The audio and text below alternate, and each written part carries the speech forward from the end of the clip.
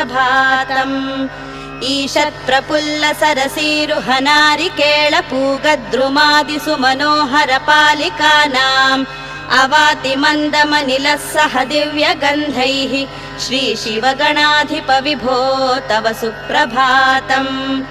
उन्मील्य नेत्रयुगमुत्तम पञ्जरस्था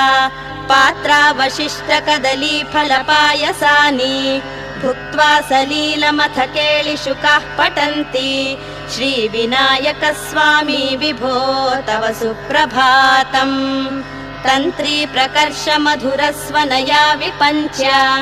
गायत्यनन्तचरितं तव नारदोऽपि भाषा समग्र सकृत्कर चारुरम्यम् श्रीविघ्नेश्वर देव विभो तव सुप्रभातम् भृङ्गावली च मकरन्दरसानुविद्ध झङ्कार गीत निनदैः सहसे